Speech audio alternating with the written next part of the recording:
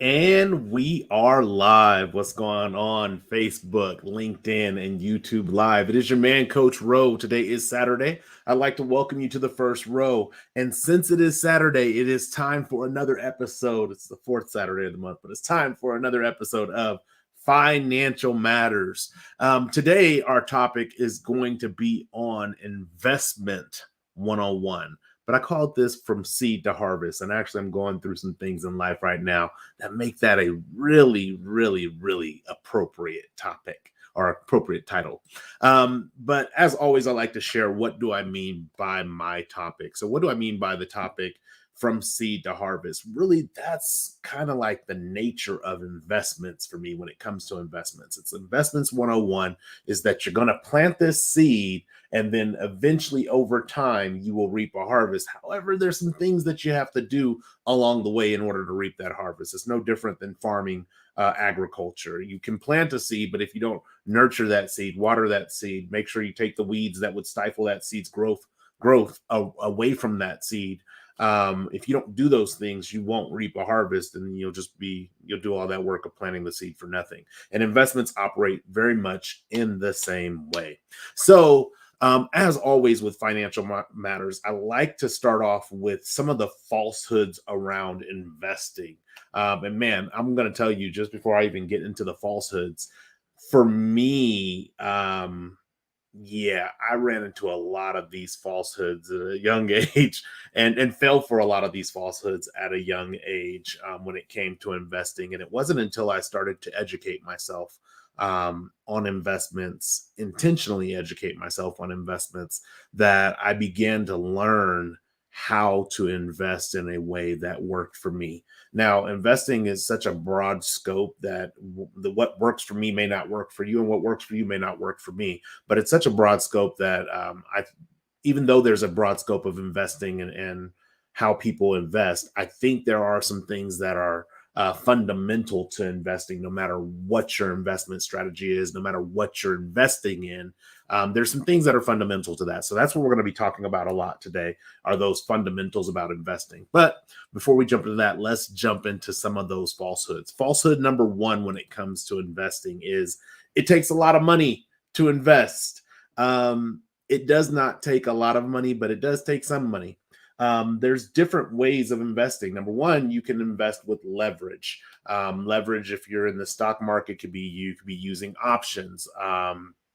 If you're in the real estate world, you can leverage your credit and get a loan. There's different ways to get into investing without having to have an abundance of money. And I remember I used to think when I was younger that if I didn't have $10,000, if I didn't have $80,000, that I wouldn't be able to invest because I just didn't have the money. But really, it wasn't about how much money I had. It was about certain disciplines that I had with the money that I had. So this is why in the Financial Matters series, we started off with budgeting, moved to savings, and now we're finally at investing. The reason that transition has taken place is because for me in my journey in investments, that's something that had to take place for me. I had to get my budget under control and under control and be more disciplined about my expenditures of the money that I'm spending, so that I would actually have some money left over to invest.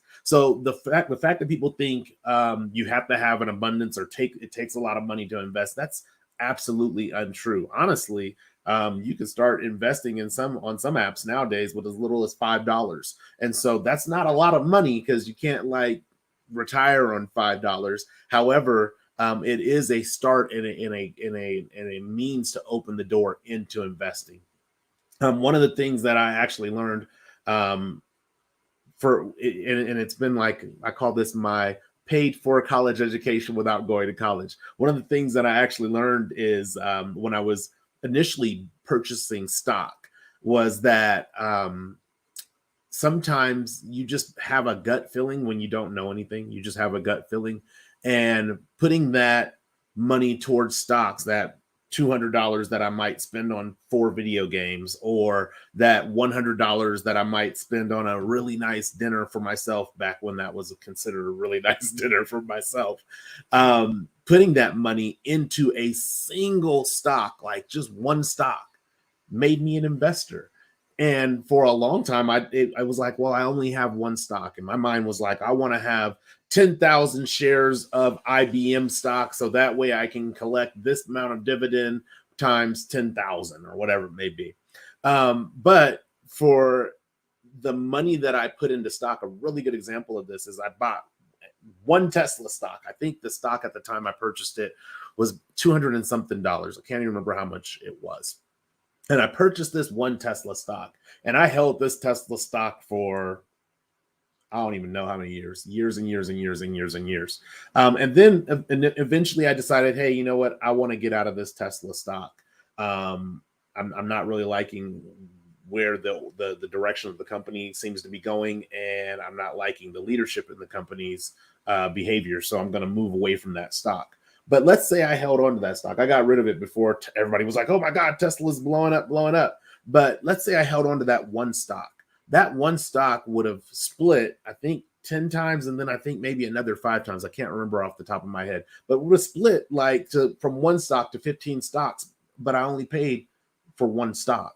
So when you think you have to have a lot of money to invest, realize that you don't have to have a lot of money to invest. You just have to make sure that you're either stacking your acorns. That's one of the apps is Acorns. You're either stacking your acorns so that way when the opportunity comes to invest, you have a little bit of money to invest, or you make small investments along the way, or what I would call incremental investments.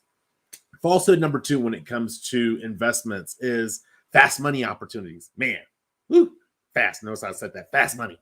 I came across a myriad of fast money opportunities when I was younger, whether it be network marketing, telemarketing, sales, whatever it may be. I came across a lot of fast money opportunities.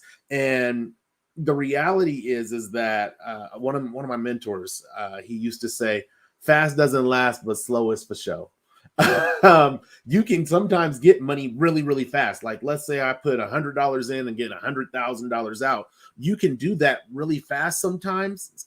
Not normally, but you could do that really fast sometimes. However, the ability to duplicate that process typically is not, we're going to say not above board. It's not above board. And so realize even if you have like a fast money opportunity, a lot of people think, oh, real estate, flipping houses, that's going to be fast money. Yeah, you can make a good amount of money flipping a house. However, that's not even a fast money opportunity because when you start thinking about it, the cultivation that takes place or that is necessary in order to flip a house. Number one, you have to find a house that you can buy.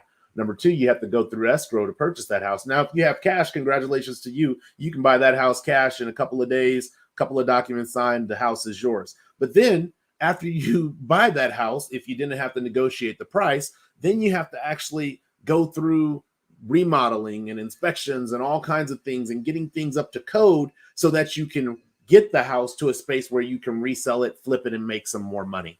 So when I think about, again, those fast money opportunities, that kind of is a falsehood. It's more like a polka dot unicorn in the investment world.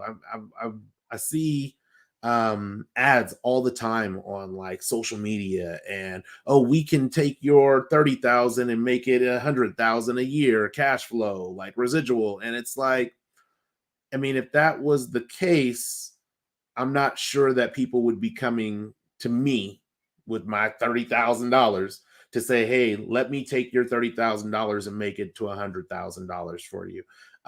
Unless they were going to make a significant portion off of that 30,000. So number one, whenever you hear fast money or it sounds too good to be true opportunities, please, please, please do your research. Save yourself financial turmoil and also save yourself potential reputation turmoil as well, or reputational damage as well.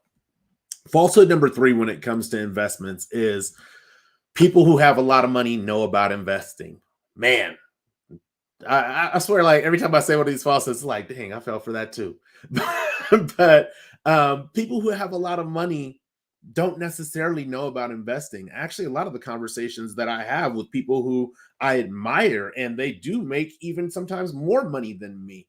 Oftentimes, when we're having conversations about investments, I tend to be more knowledgeable than they are in not all areas of investments, but in the specific areas of investments that I focus on. And I'm able to help give them strategies that would help them get into investing in the way that they want to get into investing. So just because somebody has a lot of money, or just because somebody has a bank account with a couple of zeros in it, well, let's say not a couple of zeros, with a double digit number or a triple digit number with a couple of zeros behind it, because I've had a bank account with zeros in it. But it has a couple zeros behind it, doesn't mean that they are gurus in investments, or that they are wise with the utilization of those funds. So falsehood number 3, people who have money, yeah, that's great. You can listen maybe to how they acquired their money, but at the end of the day, you have to make the decision. You need to educate yourself and then go ahead and move forward with the investments that you jump into. Falsehood number 4, and this is the final falsehood. This is the final falsehood I'm going to bring up on the screen, but I'll share one more falsehood.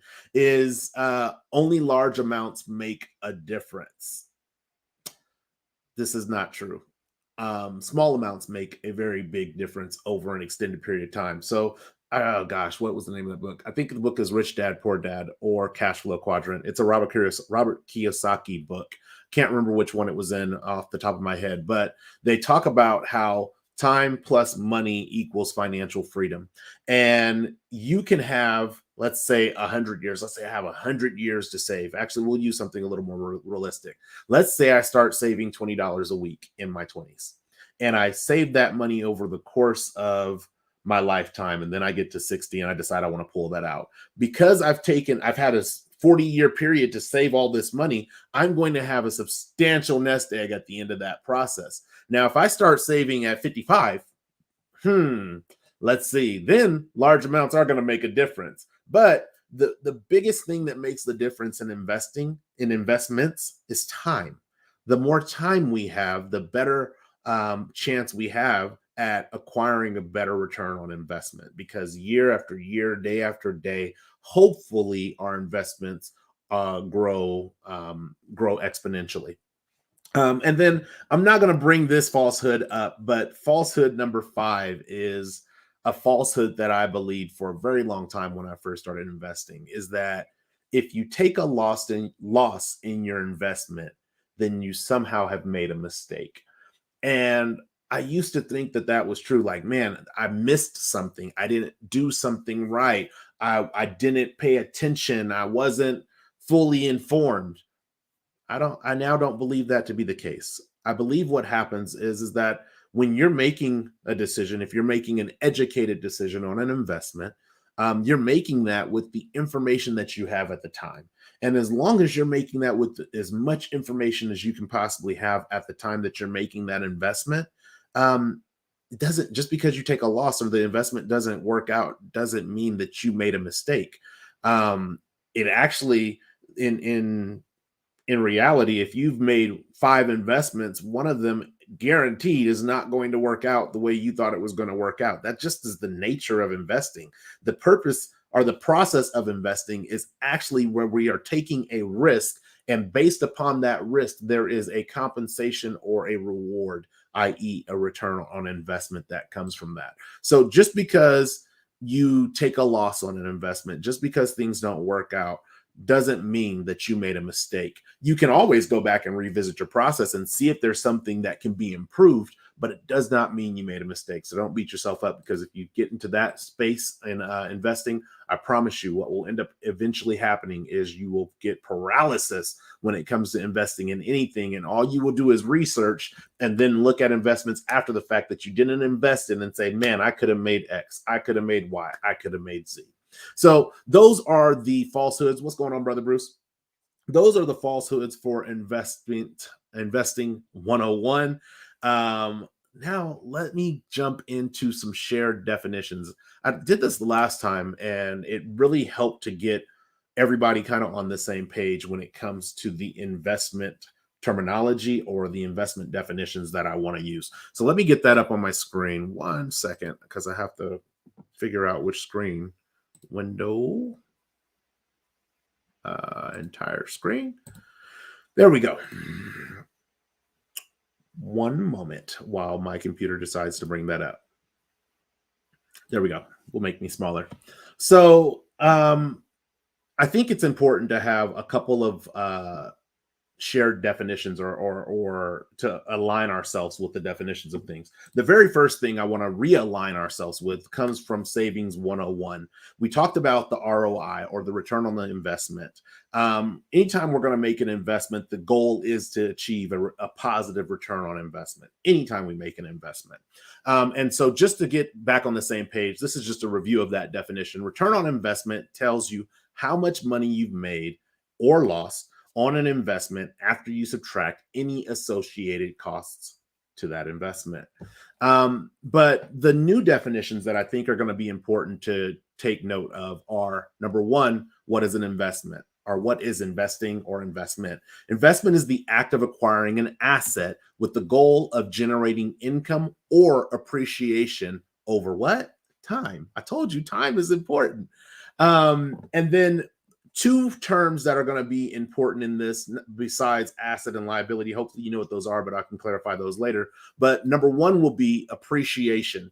Appreciation occurs when an investment increases in value from the point in which it was acquired. So if we're going to acquire something and hope that it goes up in value over time, however much it goes up in that percentage of time based on how much we paid for it, is really showing us that it's appreciating. And then the other area, which is not so fun in investments, is depreciation. That is, depreciation occurs when our investment decreases in value from the point in which we acquired it. So if I buy something and it costs me $100 and then I can only sell it for $90, that value has depreciated. And I'm going to take a loss on that. So those are the three definitions that I want to bring in. Hey, what's going on, Soto?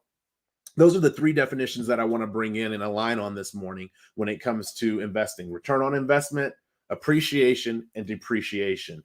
Everything else is kind of, I feel like, will be aligned on, but I'll describe it a little bit as we go. So with that, I do want to jump into I want to stop sharing the screen. Sorry. I want to jump into some of the investment tips that I have for the first row today. And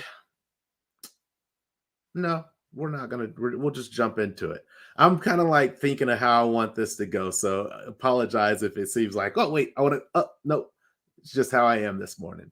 But let's jump into some of the investment tips. So investment tip number one, our first investment is not financial.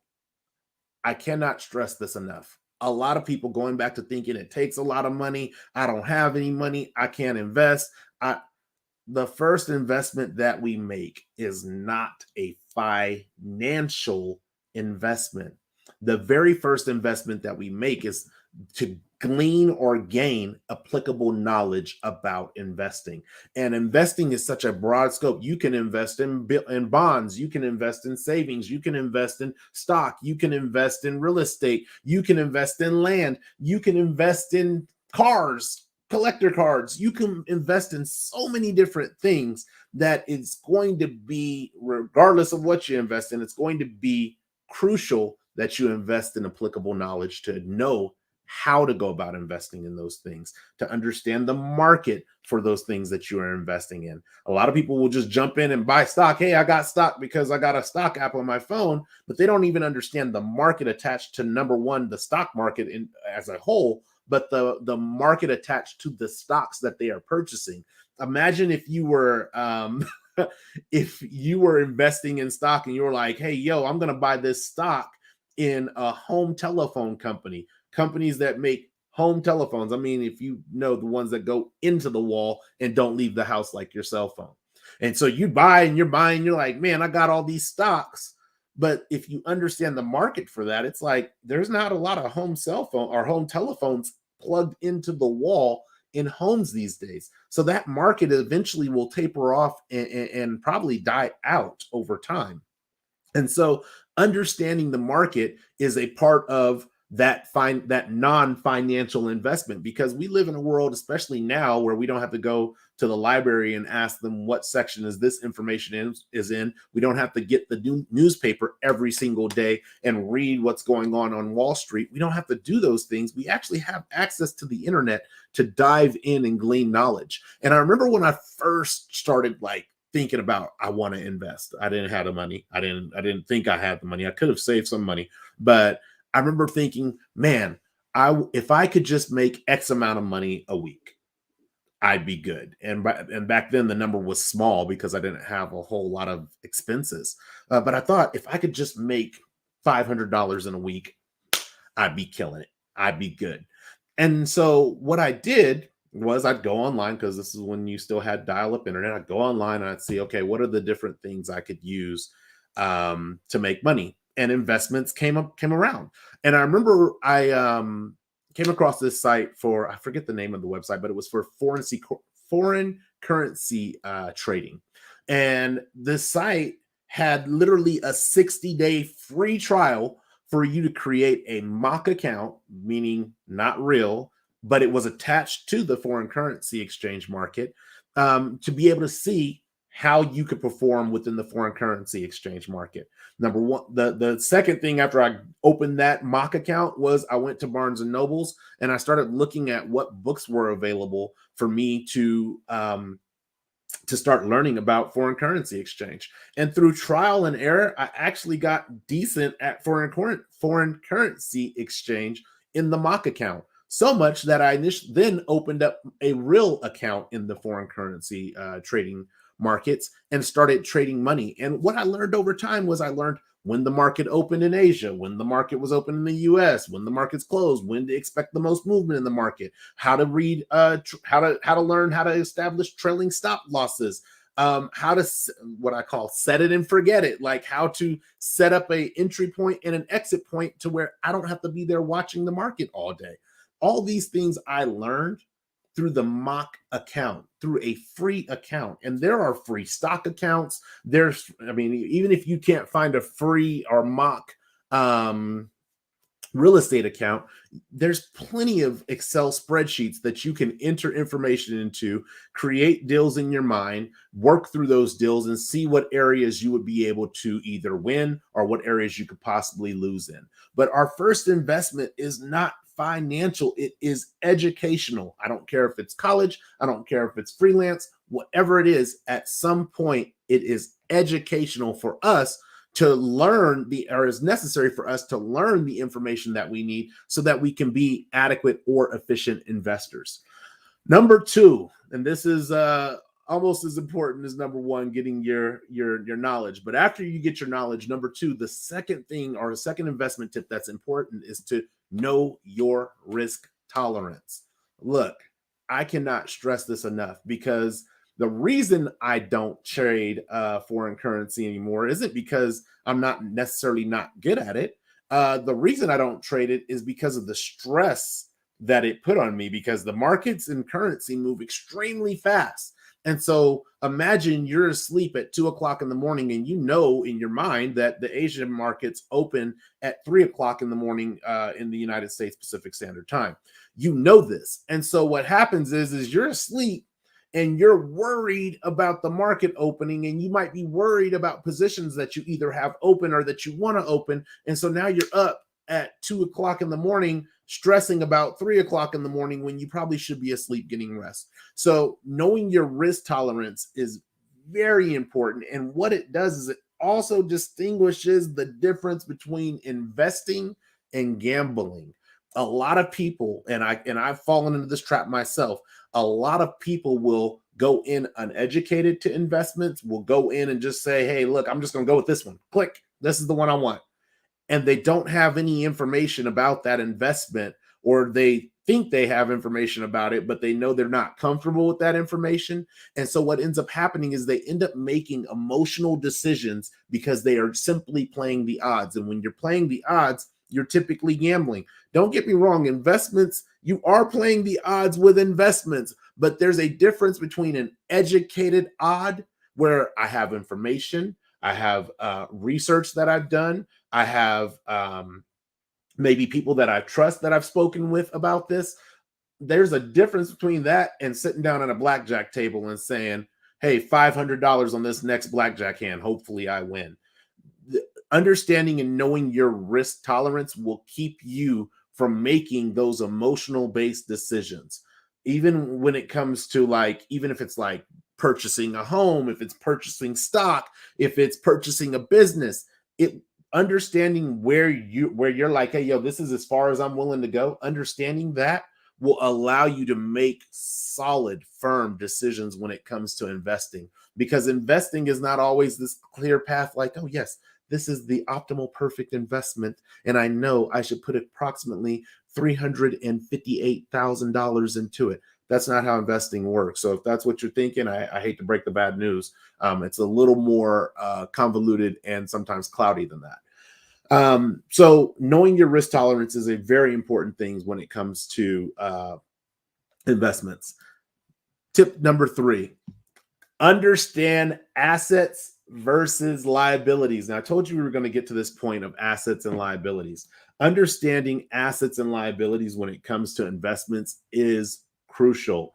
An asset is something that typically appreciates over time. A liability is something that has debt or depreciates over time. So we can use the house that I live in right now. For a lot of people, they're like, oh man, that's an asset. In some ways it is an asset because I can sell it and it has appreciated from the value that I initially purchased it from.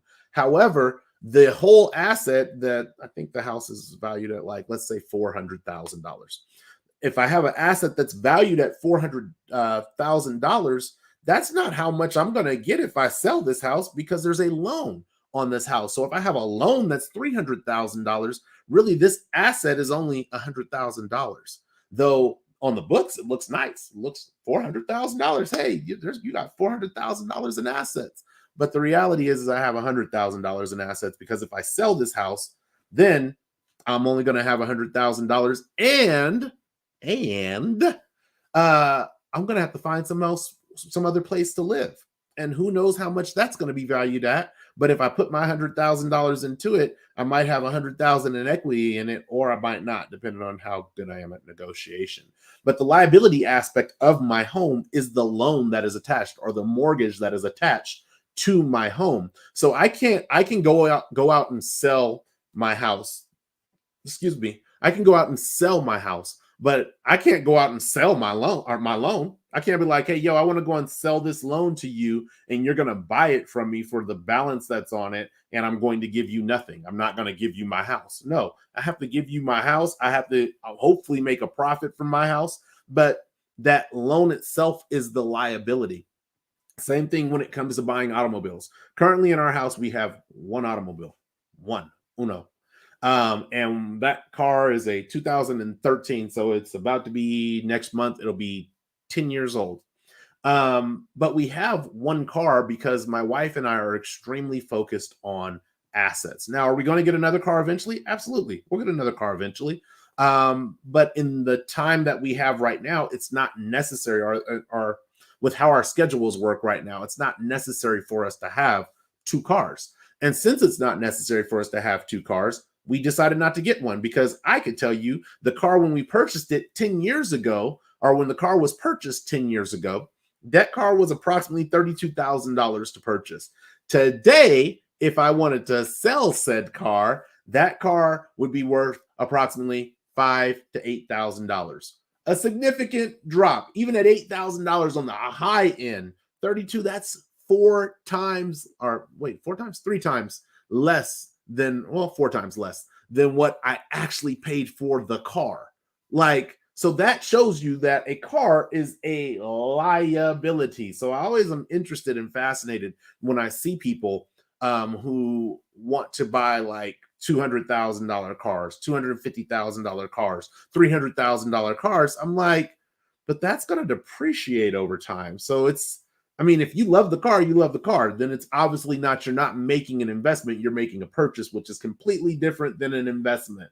However, if you're saying I'm buying this car because it's going to be an investment, you have to realize that that car is going to depreciate over time.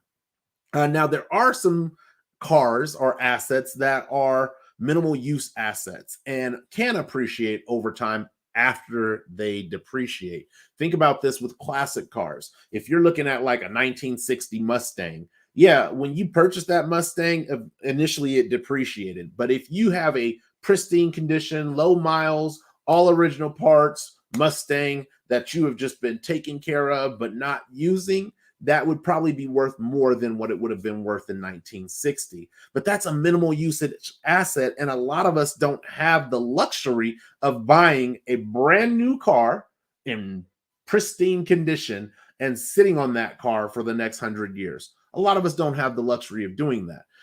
There's also collectibles. And this is where, again, understanding the market, collectibles, cards, coins, jewelry, whatever it may be that you want to collect. Shoot, it could be a rock collection. It doesn't matter. All you got to do is find a market. But collectibles are can also be assets, but you have to make sure when you're purchasing a collectible that you understand the market for that. So if I have like a Ken Griffey Jr. baseball rookie card, right? And I've been holding on to that since I was 5 years old. Man, nobody's got this card. I have the #1 edition. It's pristine. I'm holding on to it, right? In order to sell that card for millions of dollars, I have to know how to get to that market to where people actually value that card. Because for me, who I'm not a baseball collector, I can tell you, I probably wouldn't pay $10 for a Ken Griffey, I just messed up the boy's name, Ken Griffey Jr. Rookie baseball card. It's not a market that I'm interested in. And it's not something that I love. So I'm not going to spend that kind of money or capital on getting that. Another space is another space in assets versus liabilities can be in the stock market. So stock market, hopefully that's an asset. You go into that market, you purchase a stock, it appreciates. Even if it depreciates, it's actually still considered an asset until you sell it. Then it becomes either a loss or a profit. But nor here nor there. You buy a stock, that's considered an asset. Why? Because so long as somebody is willing to purchase that from you from whatever price it may be, there is value in that particular asset. So understanding the difference between your assets and your liabilities is critical when it comes to being an investor. We'll go into another aspect of this a little bit later, but it's critical when you're going to be in investments or become an investor, because sometimes you'll see something that looks good and it's like, man, emphasis on this, I would really pay a lot of money for that. And then what you do is you pay a lot of money for that. And then you find out that you are the only person who was willing to pay a lot of money for that. So now you either get to keep what you were willing to spend your money on, or you sell it at a loss. And so assets and liabilities, super important when it comes to investments. Tip number four is people and profits. Man, so I often hear people say, oh, profits before people, or people before profits. Some depends on which group you're talking to. But if you hear people say, oh, people before profits, like we should have, as investors, we should have a strong compass that points to the moral good of investing. Like we shouldn't be investing in things that destroy people's lives, like at the highest level. We shouldn't be investing in like a company who dumps nuclear toxic waste into the water supply. That's not a morally good investment. But it could be a very profitable investment, but it's not a morally sound investment. But when I hear people say people before profits, or they'll say profits before people, when I hear that, what I'm hearing is they want people and profits. It's not either or. I want to be able to do morally. I want to bring more good to the world. There was a company that I used to work with that was a co-working space called Capacity in Sacramento, California. And they would always say, do good better, do good better. Like their objective was to simply do good better. So improve upon the good that they bring into the world. And how they did that was amazing, because they created this space where entrepreneurs could come and share the cost of that space monthly, to where it wasn't like you're paying $3,000 a month for a building and you only have 5 clients, or you only have you only need 2 desks. Like it was built in a way to actually do good better. And that was people and profits. When you're in this space of people and profits, what you end up doing is you start looking at how people can help you obtain profits in a responsible way. It's no different than if you're when they talk about agriculture and how, oh well, we want to have a responsibly sourced product. So we want to make sure that, let's say the product is wood. We want to make sure that we're not devastating forests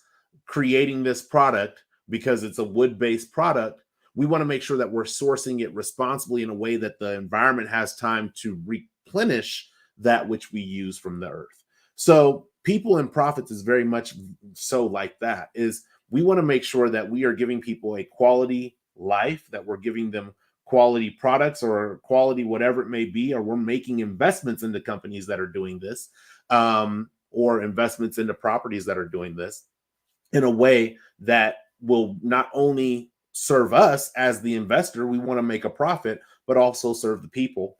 When my wife and I first got our first rental, we were sitting and having a conversation about, what it means to be landlords. And I remember telling my wife at one point, like, for me, being a landlord and having a rental property is power.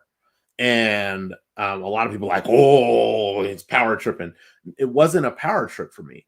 It was power in the sense of, if my intention in life is to truly help people, like to be able to help them, I realize that I don't make an unlimited amount of money. Even if I made billions and trillions of dollars, I don't make an unlimited amount of money to be able to just say, your house is paid off, your house is paid off, your house is paid off. Next year, I'll pay off some more houses. I don't have the ability to do that. However, what I do have the ability to do based on credit, and we're going to go into this briefly, but based on credit, is to acquire houses. And because I acquired the houses, I do have the ability to set rent at reasonable levels for people. That one of our properties that we rent, we're probably renting it maybe 20% below the rental market in that area. And it's not because we need to so we can keep it filled or occupied. No, it's because for me, when I think people and profits, I think we're making a profit right now. Our house is being paid off right now, and we don't have to put any of our own money into that process.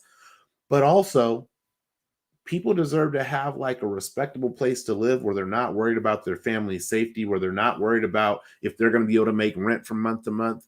That's the people aspect. And so when I say people and profits as an investor, I mean being able to, as an investor, look at what it is you bring to the table as the investor and how that can serve people. Not that you have to prioritize the people over you, but if you're making 20% return on investment on a real estate property, then that's a pretty good return on investment. And at some point, the real estate property will be paid off, and all you'll be paying is taxes and insurance. At that point, that's when you'll get an additional return on investment or receive additional proceeds because of that investment. So people and profits when it comes to investments, that is one of my tips. I do not invest in companies that do not align with who I am as a person. I don't care what return they can give me. I don't care what wonderful things they do for their investors. If they don't do wonderful things for the world and they don't align with who I am, I can't get down. And then tip number 5, and then I have one more after this, but tip number 5 is establish a discipline. And this really goes back into knowing your risk tolerance, but establishing a discipline is really important when it comes to investing. Because what it does is it allows us not to be guided still by those emotions. Emotionally, think about like road rage incidents, right? I'm driving along the road, I'm minding my business. I accidentally cut somebody off. It's on me. My bad. I put my hand up in the rearview mirror. Oh, it's my bad. I'm sorry. That person who was just probably having an okay day, maybe a bad day, is now road raging. And they're like trying to swerve in front of me and cut me off and, brake check me. And now I'm swerving in front of them, cutting them off and brake checking them. That's emotions. That's emotions. We get into our emotions and we start making decisions that are not always best for us. So imagine if you're not willing to road rage, you could actually lose your life in a road rage accident. So imagine if you're willing to lose your life in a road rage accident, how are you going to make good decisions on investments financially if you're making them from an emotional space. It's really important to establish what your discipline is, what your entry points are for investments, what your exit points are for investments. It's important to establish those things. And as you establish that discipline, what you'll always lean on is the discipline rather than the emotion. Hey, I remember we purchased a house in 2021 for our daughter to live in, and the plan was for her to live there for 5 years. She decided after year one, hey, I want to move out. But I remember when we were purchasing that house, I had a lot of people who were like, oh my God, the market, but the market could shift, the market could turn, the market could this, the market could that, all these different things about how the market and the housing, and it's a scary time to buy houses right now. But nonetheless, we moved forward and we purchased the house for our daughter with the intent for her to live in it for 5 years. And then she moved out 1 year later. And then we found out we couldn't rent that house out because we were under an HOA that didn't allow us to rent that house out. So what we had to do is we had to sell the house. Now, when we sold the house, we ended up making about like a 32% return on investment. But it's because of our discipline in the process. Hey, look, we're going to buy this house. It's going to be with our daughter for 5 years. Worst case scenario, if we can't rent the house out, we sell the house. Now, here's the thing. This is one of the things that I want to bring up, and I want to share my screen again, because there's a part of, especially when investments come down to real estate, there's a part of investments that's extremely important. And that part is leverage. Leverage is a term that basically says, if I have I don't know what you guys call them now. I used to call them a teeter-totter. If I have a balance beam, and on one hand is the amount of money that I can make, and on the other hand is the amount of money that it'll cost me. Let's say it's $20 here and it makes me $100. That's great. I can leverage $20 and make $100. But if I have to leverage $200 to make $100, now all of a sudden it's costing me twice the amount of money to make half of the amount of money. And depending on the investment, that might be okay. But with real estate, especially with leverage and rental property, it's important to understand how leverage works. So I put a very simple example here with real estate. So we have our property, right? You go to the bank, you say, I need a loan for $300,000. They give you a loan. They say you got to pay X amount of money every month to pay off this loan for the next 30 years, 15 years, 5 years, depending on the terms of the loan. And then you, as the owner of that home, decide to get a tenant. And you go in with that tenant. Let's say it's $1,500 a month that it costs you. You go in and you tell that tenant, hey, your rent's going to be $1,800 a month, that's the rental price in the market. It's going to be $1,800 a month. So you're going to make $300 a month. Not bad. That's pretty good. And they're going to pay your mortgage for you. But that is the optimal situation, is that you have a renter. They're paying their rent on time. You don't have any repairs or maintenance that's necessary. And everything works out great. But when you're leveraging, you don't typically want to leverage with the best situation. Like, it has to absolutely be this or it won't work. You don't want to leverage with that. And this is where establishing your discipline really comes in, because we purchased a house, but we purchased a house for our daughter, or a condo for our daughter, that we could afford to pay if our daughter didn't live there, if our daughter didn't pay the rent, if things fell apart. Like, we put that we leveraged the money that we had, extra money that we had I don't want to call it extra money, the additional money or capital that we had at the end of each month. We leveraged that money and said, okay, should things not go right, 100%, 110% go wrong, we would still be in a position to be able to pay for this mortgage and not damage our credit.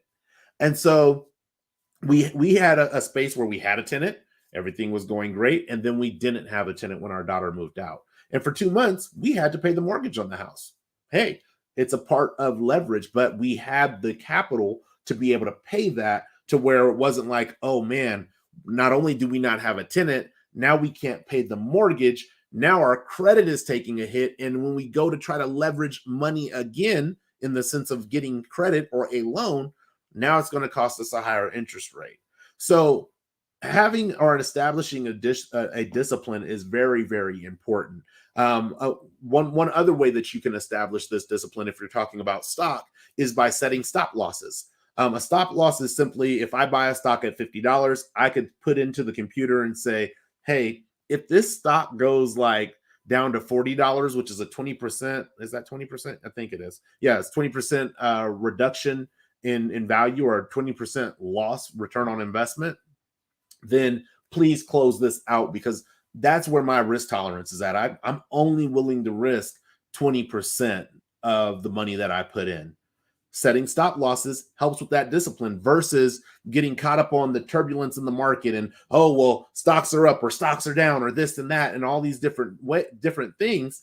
You can simply say, hey, look, I put in $50.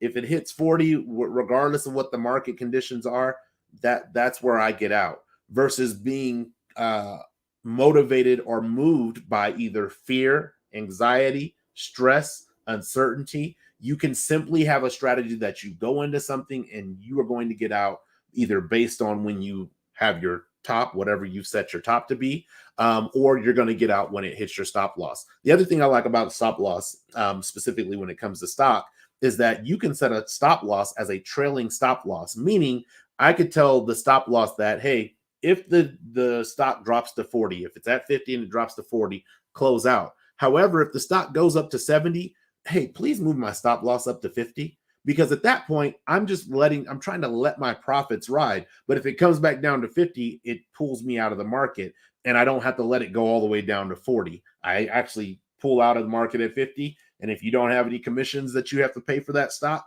you break even. Woo, that's kind of nice. So establishing what your discipline is when it comes to investing is critical to making investments that don't drive you crazy. And that's another reason why I got out of foreign currency exchanges, because I'd be asleep and I'd still be hearing there was a PIP. It was called a PIP. I think it was a price interest point or something like that.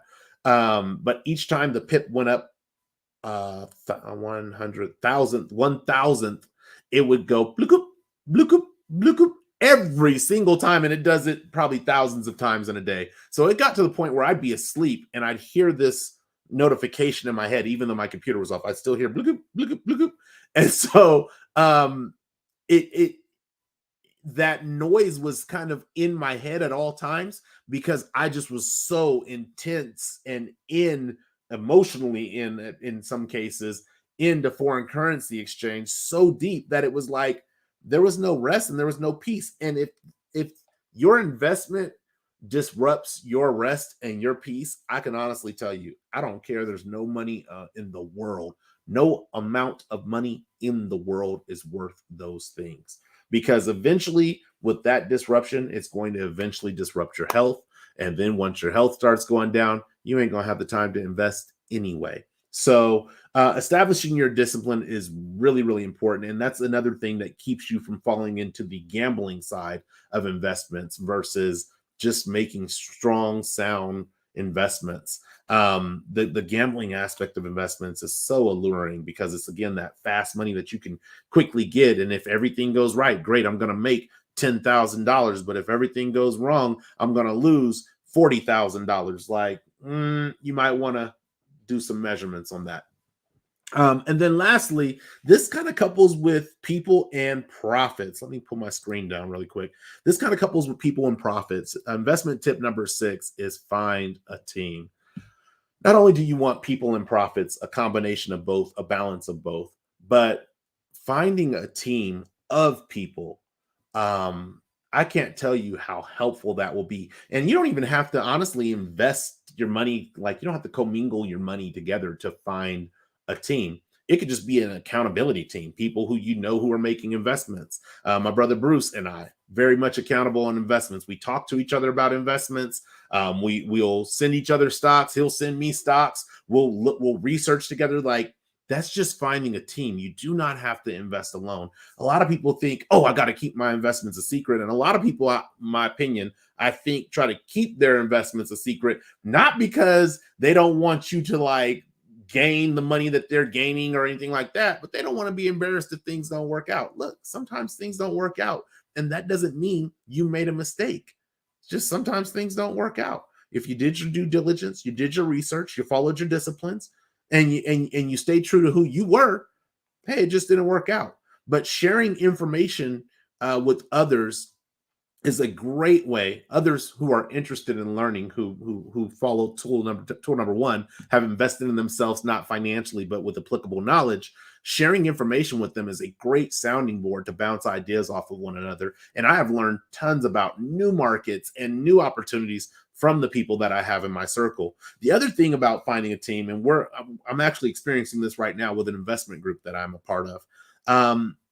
When I say you don't have to invest alone, really most major investments are not typically one person. When you look at like malls that were built back in the day, when you look at apartment complexes, when you look at office spaces, it might have one entity that owns that or that's investing in that.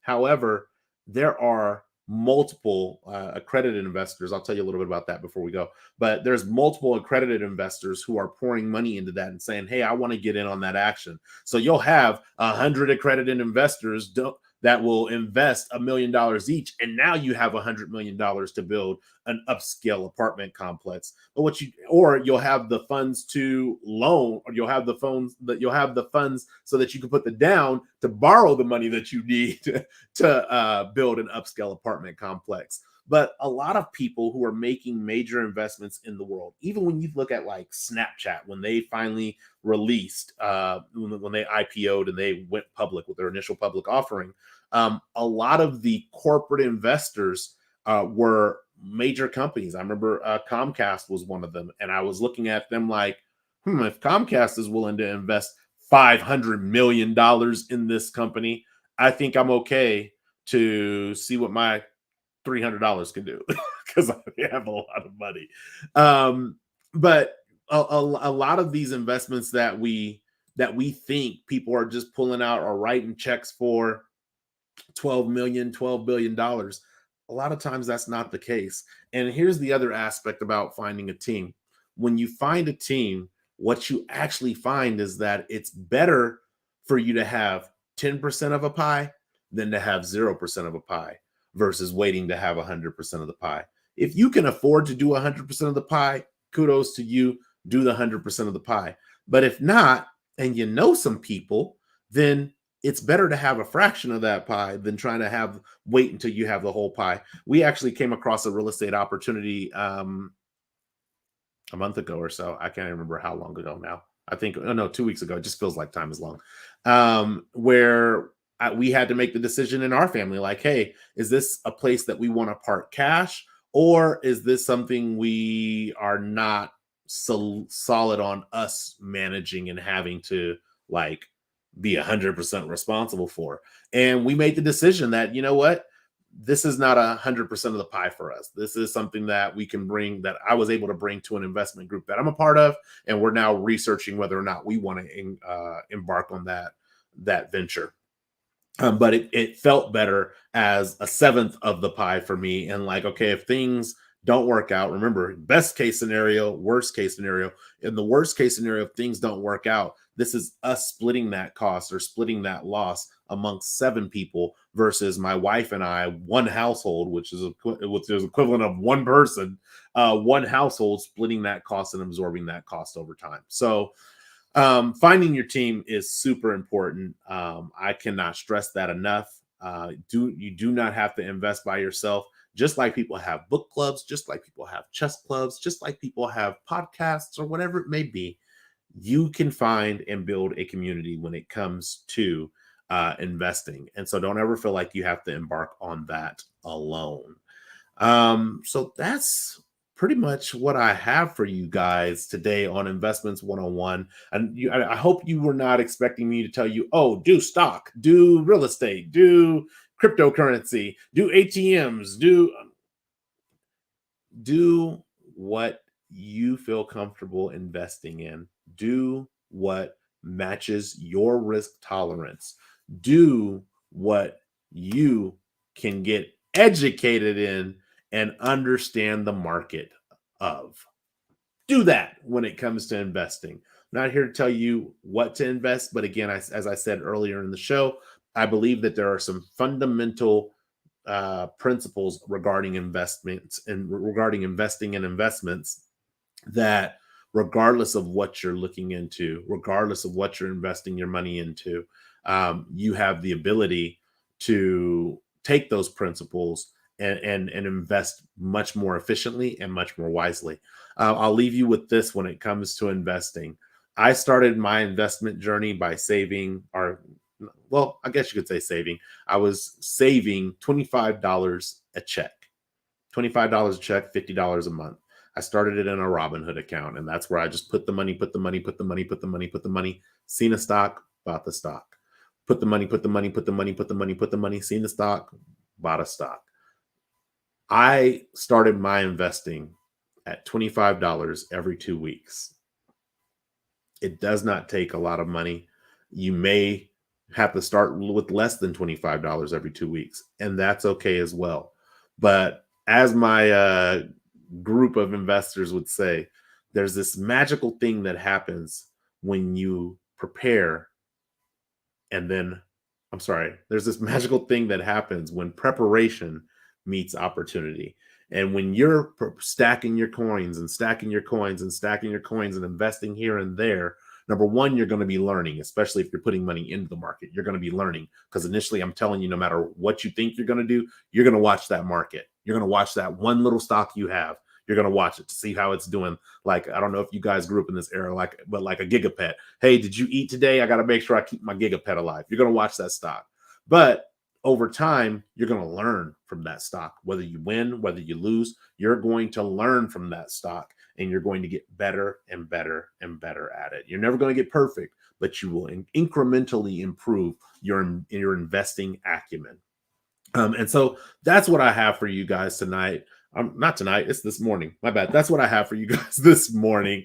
We still have one more week on hiatus on the first row from season 2.